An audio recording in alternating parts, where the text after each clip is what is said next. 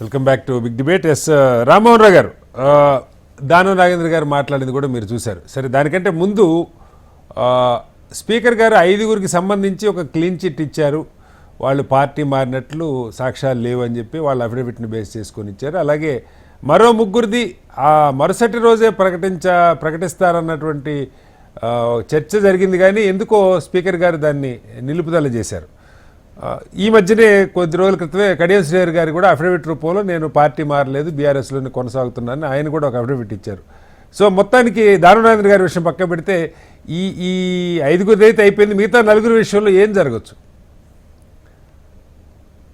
శ్రీనివాసరావు గారు, మీకు అట్లాగే దత్తాత్రేయ గారికి, మిత్రుడు శ్రీనివాస్ గారికి, అట్లాగే వెంకట నాయక్ గారికి, హెచ్ఎం టీవీ ప్రేక్షకులకు నమస్కారం. దీంతో నుంచి మొదలు పెడతాను. ఏమున్నది, నష్టం ఉంది, అలా లీగల్ గా పరిష్కారం చెప్పే ముందు దానం నాగేంద్ర గారి వ్యాఖ్యలు చూసినాం కదా. నేను ఆయన 2 మాటలు మాట్లాడతాను. ఏమని, నేను ఏ పార్టీ ఉంటే ఆ పార్టీ గెలుస్తుంది అన్న, గెలవలేదు అంటున్నాను. 2 ఉదాహరణలు చెప్తాను. 2004 కన్నా ముందు ఆయన కాంగ్రెస్ లో ఉన్నాడు, టీడీపీలో చేరింది. ఎందుకంటే జనార్దన్ రెడ్డి గారు 26 మంది ఎమ్మెల్యేలు ఉంటారు, ప్రతిపక్ష స్థానం కూడా దక్కలేదు. మరి ఎట్లా అనే దాని మీద ఆయన కాంగ్రెస్ పార్టీ ఓడిపోతుంది అనుకున్నాడు అని తెలుగుదేశం చేరాడు.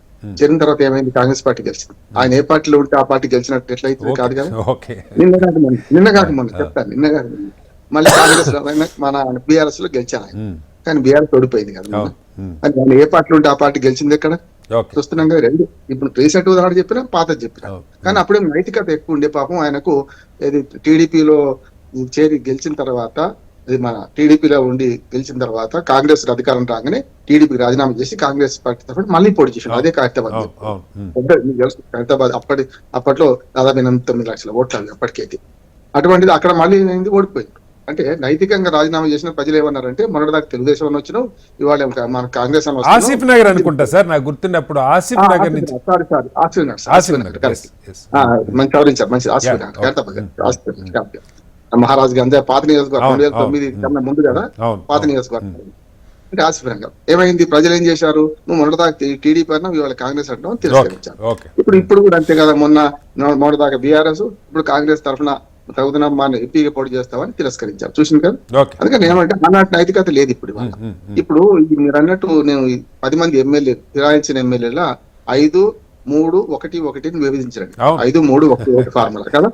5 మొన్న వాళ్ళు ఏం చేయలేదు అని కళ్ళ ముందు ముంజేరి కంగనా కంటే కూడా ముంజేరి కంగనా వేయలేదని చెప్పి స్పీకర్ గారు ఆయన తీర్పు ఆయన ఇష్టం. ఎందుకంటే ఒక ట్రిబ్యునల్ గారు, స్పీకర్ గా కాదు అధికారం, ట్రిబ్యునల్ అధికారమే. స్పీకర్ గా వేరు, స్పీకర్ గా అసెంబ్లీ లోపట్నే ఆయన మార్కండేయుని కౌగలించుకుంటారు, అసెంబ్లీ దాటితే ఆయనకు అధికారం లేదని దాని మీద. అయితే ట్రిబ్యునల్ తీర్పును మనం వ్యతిరేకించొద్దు, దాని బీఆర్ఎస్ వాళ్ళు మళ్ళీ కోర్టుకు పోతారు, అది వేరు. కానీ ఇక్కడ 3, 2, 1, 1 ఉన్నది. ఎప్పుడైతే 5గురిని బాహలు చేసిండో స్పీకర్ గారు, అప్పుడు వెంటనే ఏమైందంటే కడియం శ్రీహరి గారికి ధైర్యం వచ్చేసింది, నేను కూడా ఈ పద్ధతిని తప్పించుకోవచ్చు అని. అప్పటిదాకా ఏది స్పీకర్ ముందు కనీసం వాయిదా అడిగిండు కానీ వివరణ ఇవ్వని వాడు వివరణ ఇచ్చారు కదా, చూసినాం కదా. అంటే ధైర్యం వచ్చేసి ఈ 5గురు లాగా నేను కూడా పోతాను.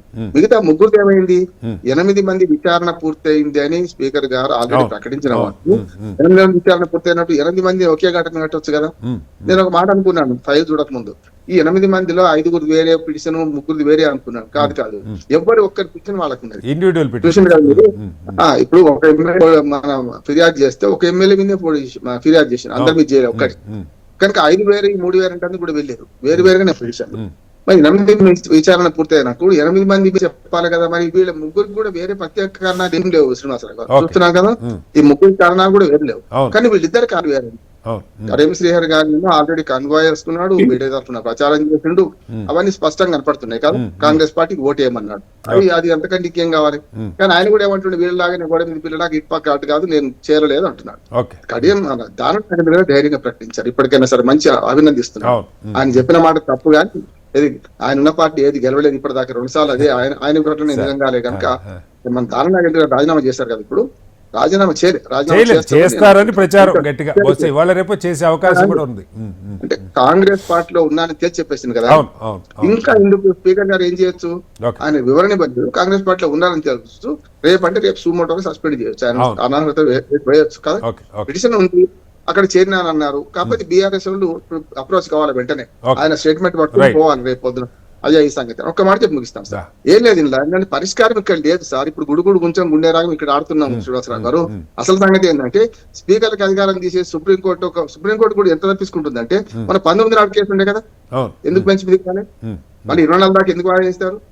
న్యూ ఇయర్ ఎక్కడ జరుపుకుంటారని హెచ్చరించిన సుప్రీంకోర్టు కనీసం ఈ డేట్ పొడిగించినప్పుడైనా స్పీకర్ కార్యాలయం వివరణ అడగాలి కదా. మిగతా 5 సంగతి 3 సంగతిని అడగాలి కదా. ఏం అడగకుండా వాయిదా వేసారంటే తప్పించుకున్నట్టే కదా, స్పీకర్ గారికి హెచ్చరిక పట్టిదే కదా. అందుకని సుప్రీంకోర్టు ఏం చేయాలంటే గతంలో 2 ఏళ్లు దాటితే శిక్ష పడే ఎట్లా చేసిండ్రో ఏదో సూచన ఇస్తే చేశారు కదా రాహుల్ గాంధీ, లక్షద్వీప్ ఎంపీ పదవి పోయింది కదా. ఇప్పుడు కూడా ఏం చేయాలంటే దీన్ని పరిష్కారం వెతకాలి. సుప్రీంకోర్టు ప్రతిదాన్ని ఇట్లా కల్పించుకుంటుంటే ఏది మన మధ్యప్రదేశ్ లో ఏమైంది, పశ్చిమ బెంగాల్ ఏమైంది, కోర్టు కనుక మీ అనర్హత పెట్టి మళ్ళా వేసుకుని ఉండొద్దు అంటున్నాను నేను. పక్క ఎవరికి ఎలక్షన్ కమిషన్ కి అప్పచెప్పాలి. బీఫామ్ అంగీకరించి ఎలక్షన్ కమిషన్ ఆటోమేటిక్ గా పదవి మన పార్టీ మారగానే పదవి పోయేటట్టు చేస్తే అయిపోయేదానికి